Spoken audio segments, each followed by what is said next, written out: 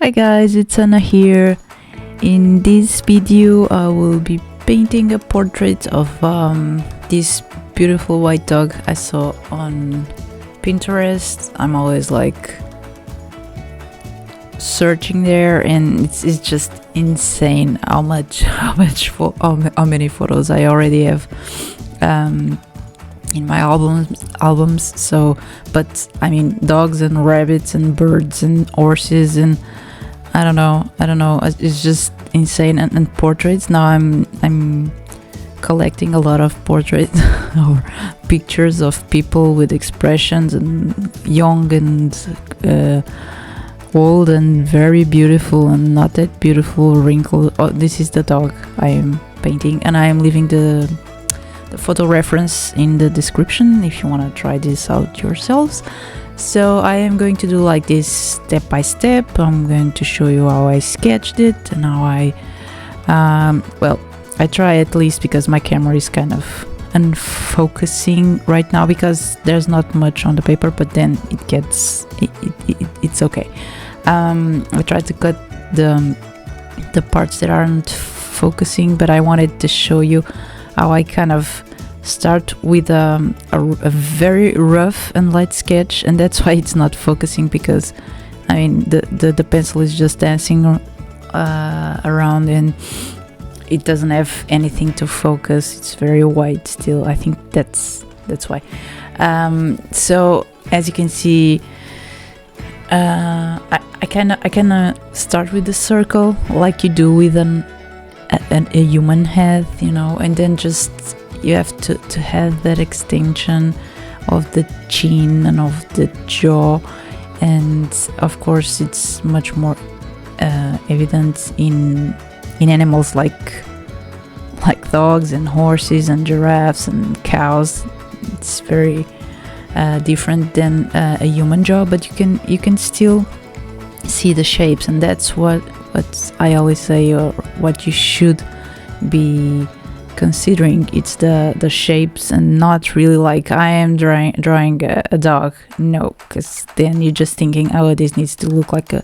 No, just try to see the ears are like kind of triangles, and try to kind of measure. It doesn't have to be perfect. And the dog, I mean, if you'd compare like the final drawing or painting to the photo reference, it's not exactly the same, but I'm still happy with the painting, because I'm not doing a portrait like to present to a owner, so it doesn't have to be that recognizable. This is just an exercise for me to get back into watercolor and drawing animals. And I thought this dog was just beautiful, and it's also very challenging because he is white, so you are kind of painting white fur on a white sheet, and you cannot use white because in watercolors usually you don't have white. The white is supposed to be the white of the paper, so it's challenging. Like, how are you going to do that? And also I was trying to do something here that lately I can do that better, but in the beginning when I was starting, I couldn't do that. It's like instead of using gray, using purple, you know. It just, I don't know, I never saw the purple. I always saw gray or blue gray or something like that, not the purple. But it's very cool when you use purple instead of gray. And I also get that when you don't use black and use another color very close to black, maybe that you mixed it yourself, and it's like a very, very dark blue or brown, but it's not or purple, and it's not really, really black, because black effect, it really is a very, very flat color.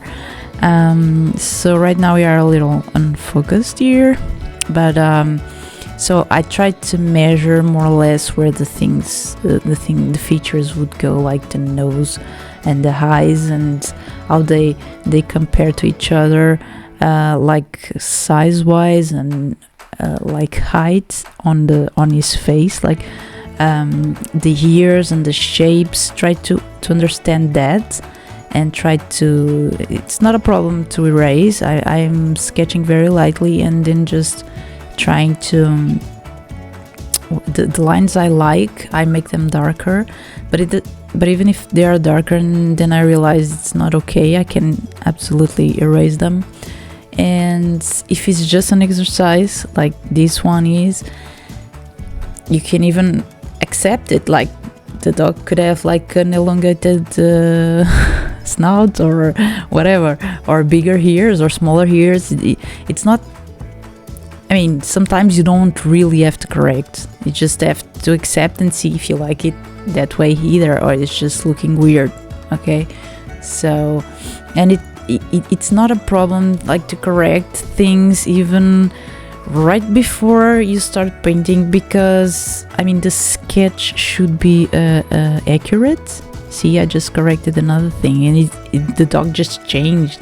It's very weird, but it's just a little line, and it changes a lot.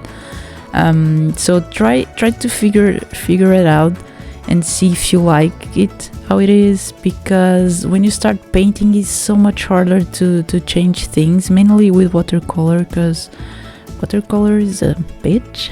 You know, I mean, it's not as big of a bitch as I thought, because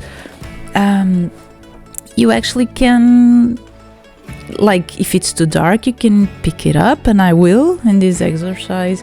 And if it's like not absolutely dried yet, you can go there and just kind of rub the brush against the ink, and the ink starts to move again. So it's not as horrible as I used to think. I don't know if it has to do with the kind of inks I use or not, but I don't know if they're all like that. Maybe some of them just stick to the paper and just don't come out that much because of its component. It's what they made of. In this case, I think I used mainly, because they're all in one of those palettes that we have, but I think I mainly used I don't know if it's a Millier, if it's White Nights, because I have White Nights there, I have a little bit of Winsor Newton, and I have oh my god, and Smith, let me check. Okay, Daniel Smith's it's basically what I used. I have a little bit of Winsor Newton here, Holbein and White Nights, but I mainly used Daniel Smith. I like them a lot. I bought some tubes and just put them in this palette and just use them as I want. So I don't even know the colors to tell you, but it's just, I mean, the colors mean so little actually. The values are what's important, so you can do the same thing, just using another color. It doesn't really matter. In watercolors, what you do to have different values, you kind of dilute it or not, and you can add more layers. So the more diluted, the less the value, and the more layers you had, the more value you had, because it gets darker.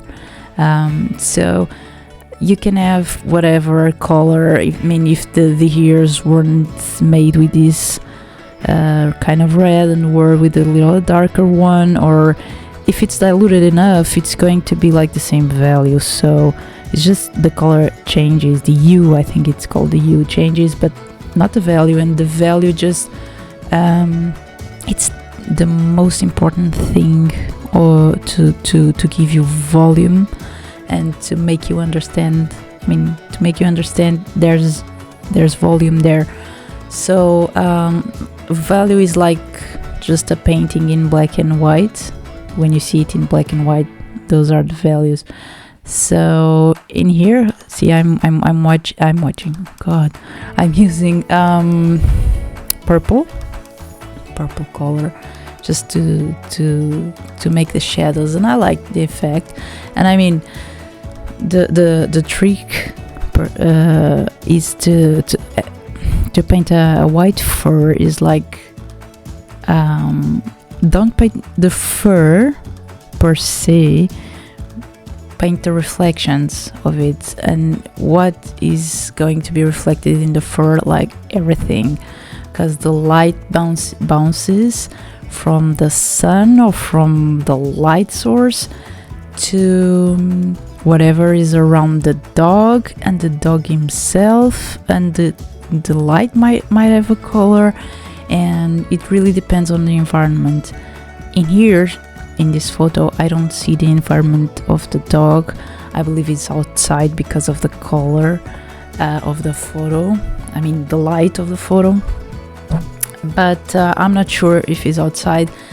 But what you do in these situations that you don't see, like where he is, you kind of look at the photo reference and really try to, in your mind, exaggerate what you're watching. Like if you see this, I'm painting, and compare it to the photo, you can see where I'm kind of seeing the shadows. I will use purple.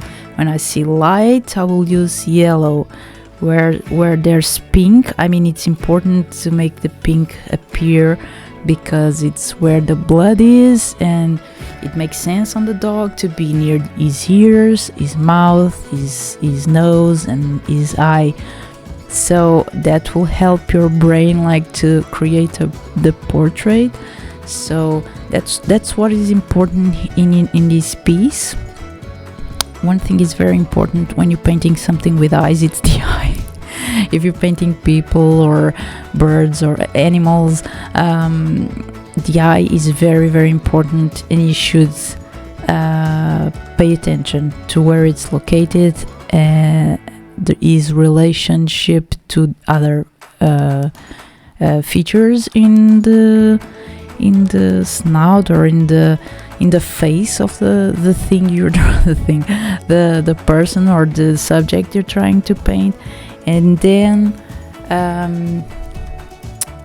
see the details of the eye. I mean, it doesn't have to be like every little, you can do that, but it doesn't have to have like every single wave of your iris or something, because that's insane. If you see an up close shot of an eye, it's just insane. You can do that, but at this scale, you just I don't even know you can do that. But if you can, I mean, no one's going to see it like from so far.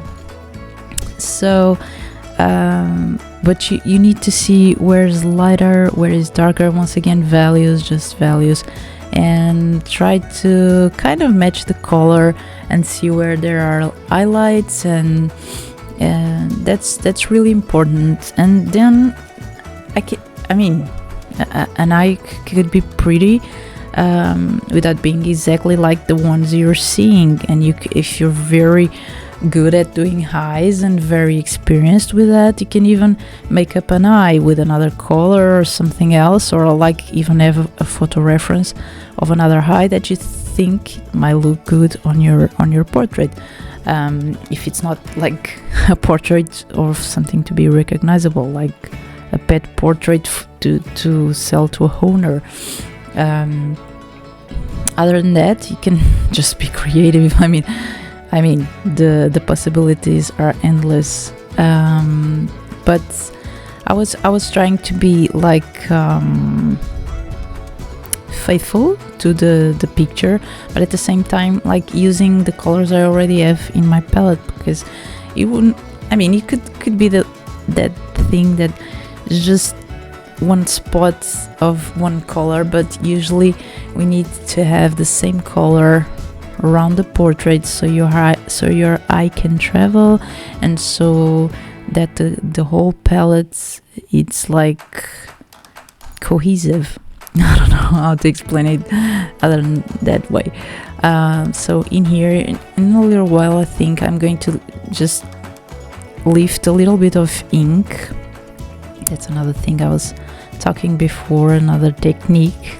So the watercolors were still kind of wet.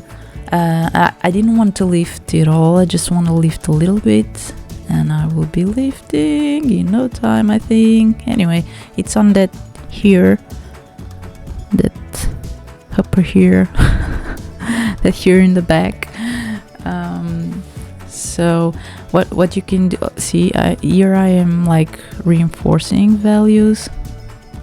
Make sure that the watercolor doesn't bleed too much, and you can do that by bleed into another color that you don't want, for instance.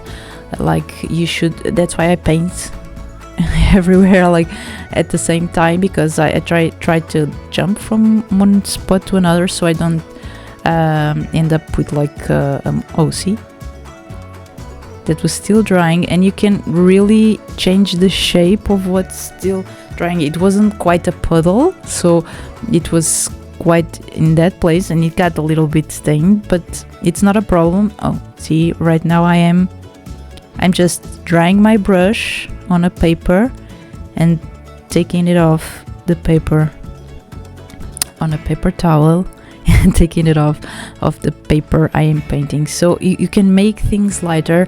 And also there's something you should always consider, is that when you're painting with watercolor, things dry, they dry so much lighter. So sometimes you really think like it's going to be dark enough, and then you need to add another layer, or sometimes you put something, oh my god, that is so dark, but then when it dries it's not that dark. So of course you can always try to have a little paper on the side and just try to see how it's going to dry, but that's gonna take like forever. So that's something you're going to start learning. While the more you use it, the more you see the results. So as you just saw, the ears were very, very red, bright red, and when they dried, they dried like this. So it's not that bright at all. So and this neck was very purple, and it's not that purple, it gets lighter.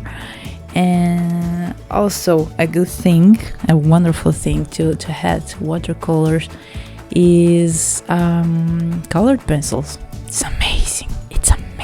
Like, I mean, I love when it's just watercolor, but then it's so beautiful when you can add a little bit of pencil work.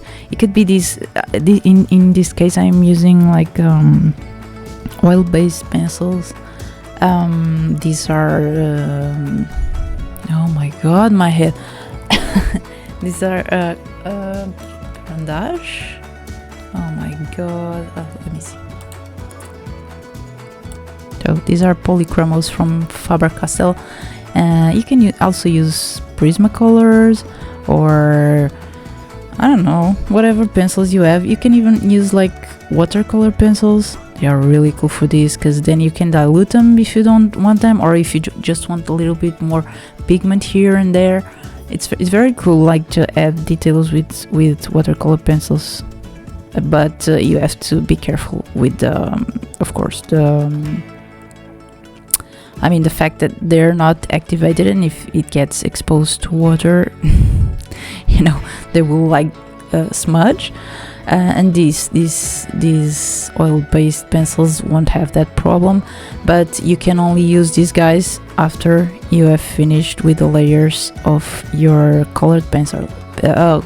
With your watercolors. So this has to be the final layer, because since they have oil in them, then the water won't be dealing with oil very well. It won't mix, so it's just gonna kind of make a coat, and you won't be able to do much with it.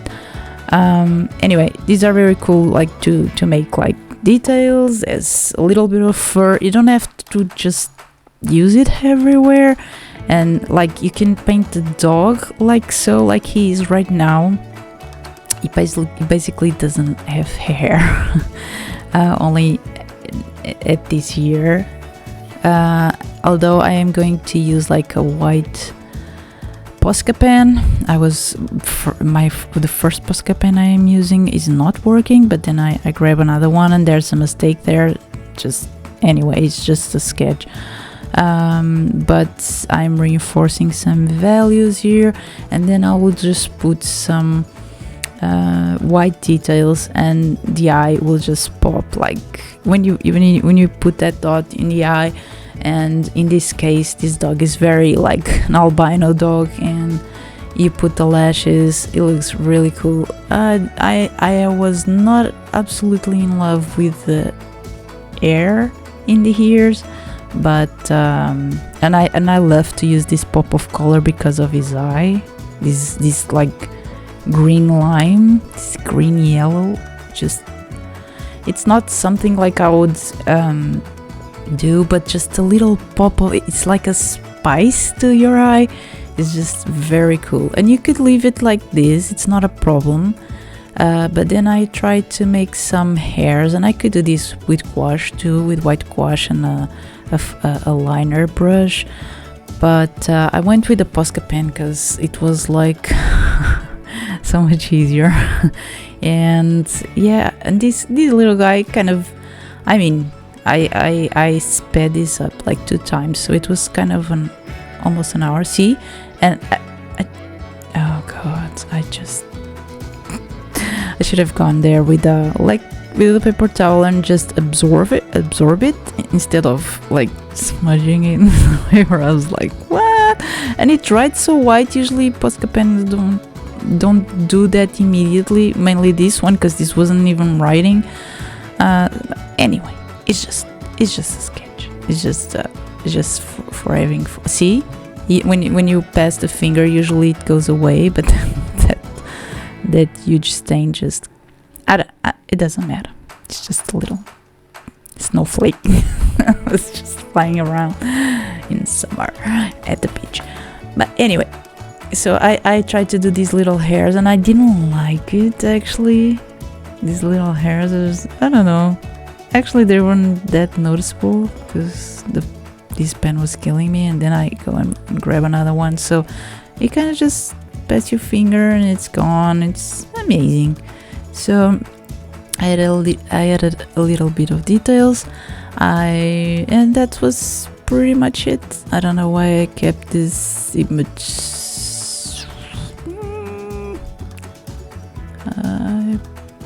Yeah, there I am. Oh, see, I went to pick up the new pen. So this is so much better. So yeah, that's pretty much it, and I will be showing you the final piece in the end. I hope you get inspired and try to do this beautiful dog. Very beautiful. Love him. Or her. I don't know. So as I said, I will leave the link of the photo in the description if you want to try it out. Just please, if you post it on Instagram, if you have an account, just tag me so I can see what you came up to. That would be fun. I think I'm going to do the eye in a little bit, and then that's just it. I hope you enjoyed this one. I hope you like the video and give me a thumbs up if you had some. Oh, look at him, it's the shot. If you had some value out of this, please give me the thumbs up. That helps the channel a lot, and I am very happy when that happens. I get really happy. It's like I throw a party. Yes. Sometimes I scare people around me, but it's all good. It's for a good thing. It's not a problem. They don't mind. Well, thank you so much for watching. Until next time, have fun, do a lot of art, and if you post this on Instagram, tag me. Okay, bye bye.